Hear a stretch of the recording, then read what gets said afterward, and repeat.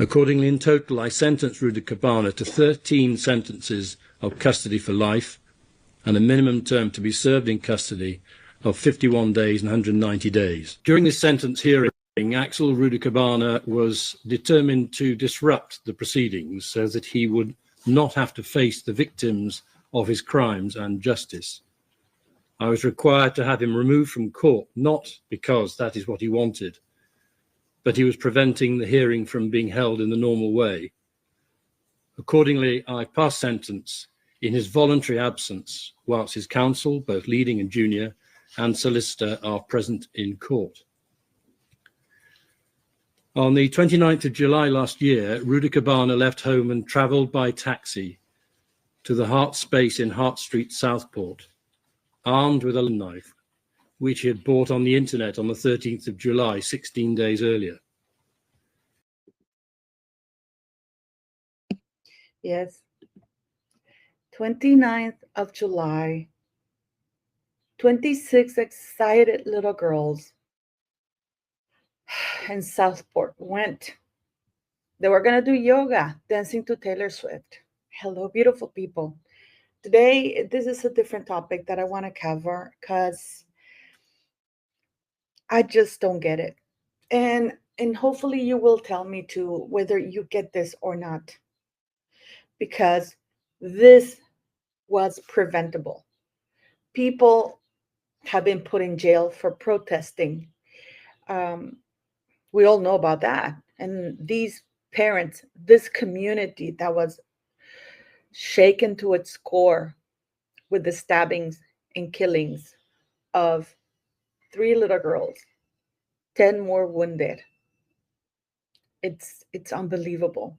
And we're going to get into this because this guy in court said that I am glad those children are dead. How could this have happened? And if you are not outraged like I am, I mean, I am struggling to understand this because the signs were there. The signs were there. But again, politics got in the way because let's face it, had it been a white boy doing and saying the things that this man was saying, he would have been in jail. He would have been in jail. He phoned the police and told them that he wanted to murder people. You know, people have been put on 2 years jail for a post on Facebook. Yet this man calls the police and tells them he wants to murder people. And nothing was done. So let's get into this today. This is Bibi. She was only 6 years old. This is Elsie. She was 7. They both died at the scene. And Alice da Silva, she died the next day. Elsie, I don't want to get into the details because I get so angry. She received at least 85 stab wounds. Yeah. And this man is sitting there trying to hold up the trial. So, you know, the police, the press said that misinformation was spread because he was born in the UK. That is true. He was born in the United Kingdom. His parents immigrated from Rwanda in 2002. So, and yes, he was a Muslim. He followed a Muslim. You know, this is no shade against Muslims, but people have to take a hard look at the double standards of the policing that's been done in the United Kingdom. After this guy had stabbed, please, I advise you to go watch Patrick Christie's. I will leave the link of his video, because if you think that was the end of the stabbings by Muslim people or people who follow or immigrants, you'll be wrong. A boy just died, 12 years of age, another one 14 years of age. Again, stabbed. And yes, Axel Rudakubana was born in August 7, 2006 in Cardiff, Wales. His parents immigrated from Rwanda to the UK in 2002. I'm sorry if I look uncomfortable, but I have a back injury, so I apologize for that. Please don't forget to click like, share, and subscribe, because for sure this video is going to be hard to be put out there. And this is a guy from that since high school, he was having issues. He was bringing knives to school. And when he was asked point blank, why did you bring a knife to school? He said, because I want to use it. If that doesn't, and you would think that something would have been done, right? No, it's not like he brought the knife only once or twice. He brought it quite a few times. He was changed from schools to school. This guy hit there were pupils at the Range High School where he actually not only threatened pupils, he had written the names in a hockey stick to hit them with. It is absolutely disgusting. And they were waiting for the police, and the police arrived. And they found a knife in his backpack. Do you think he served any time in jail at all? A referral offer was imposed. A referral order was imposed. I mean, and then he was kicked out of the school and he was sent home. I'm sorry, I'm in so much pain. My back is in so much pain, guys. And he was sent. I mean, people were so fearful of him that they refused to have him in school. So the teachers would go to him instead, accompanied by policemen.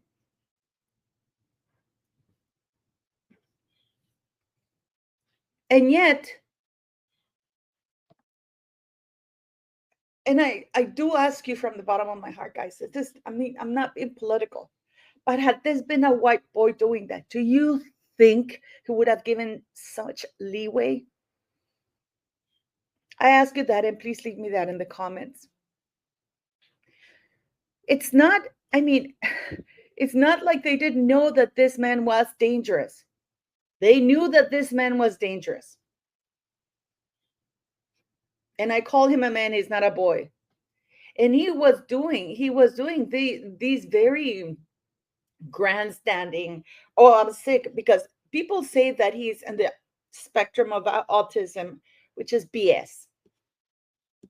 I believe that, like that's something that the police are saying in order to humanize him, because I remember the press putting out pictures of him when he was going to high school, or like a kid, like a young child, in order to make us feel good about him, that to remind us that he was too a victim or a child sometime.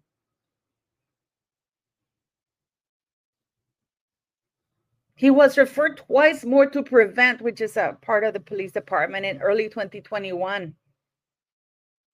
He was uploading images Muammar Gaddafi to Instagram. And I mean, how many opportunities there were to put this man in jail, and you would have 3 little girls alive. 3 little girls who would have enjoyed going to a yoga class themed to Taylor Swift music. Instead, the police failed them. People went on riots, really angry. Yes, the misinformation was that he was born in the United Kingdom, but not that he was an immigrant. His parents were first immigrants into the United Kingdom. They knew that he had issues, violent. They knew he was violent. But again, this is the two-tier justice. People were put in prison. White people were put in prison for a post on Facebook.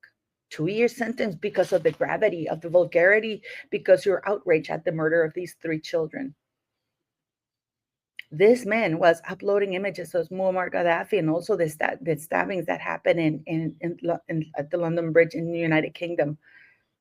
He was uploading violent images, posting absolutely damaging and violent things on Instagram, and nothing happened to him. I didn't hear a judge calling him swiftly, promptly to face 2 years jail.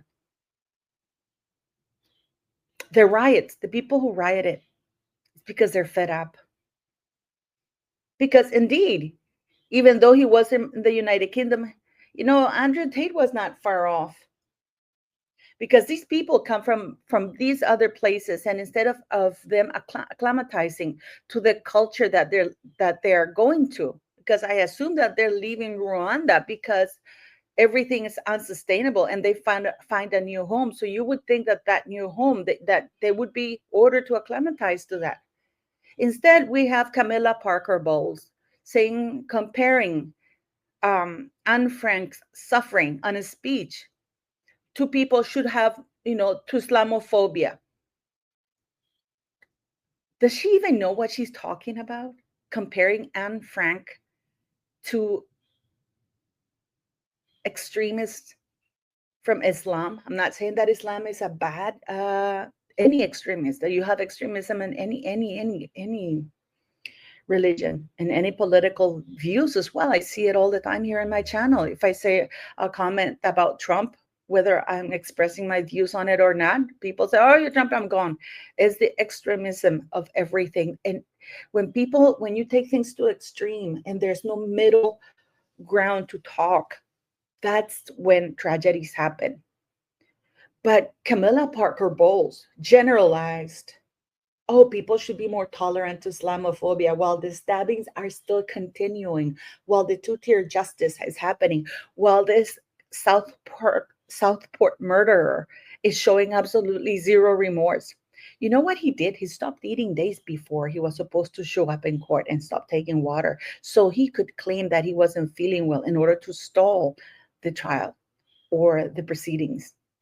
So this is a guy who is conniving, and who said in open court, I'm glad those children are dead. The people who rioted were put in jail. King Charles found Keir Starmer to say, oh, well done to those far right people who are protesting, and because they're angry, because they were misinformed, and put them all in jail.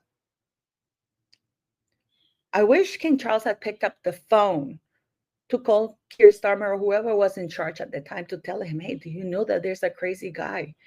Why are these people uploading images like Axel did on Instagram about Muammar Gaddafi, a known murderer, praising the stabbings of the London Bridge, uploading violent images, showing up at school with knives.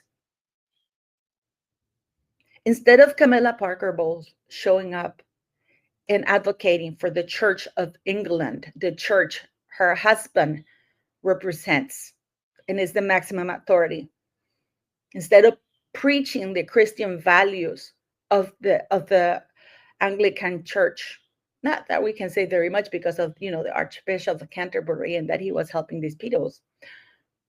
No, she's asking for please tolerance, and people shouldn't be Islamophobic. Has she even started or paused to think why people feel that way?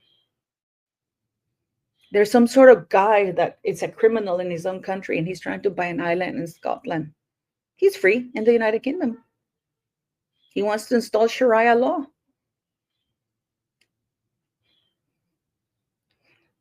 These 3 murders and all the other victims could have been prevented had the wokeism or double standard or two-tier justice didn't exist in the United Kingdom. Because clearly being white in the UK is dangerous. Please let me know what you think. Do you think that this guy got off scot-free? Because, 52 years in jail minimum. A guy who shows no remorse. I do believe that the death penalty sometimes applies in certain cases. You may say whatever you want from third world countries, but this man would not be sitting pretty there where he is had he done that to 1 or 2 or 3 little girls like that if he had been caught here. He would have faced real justice. Let me know what you think, beautiful people.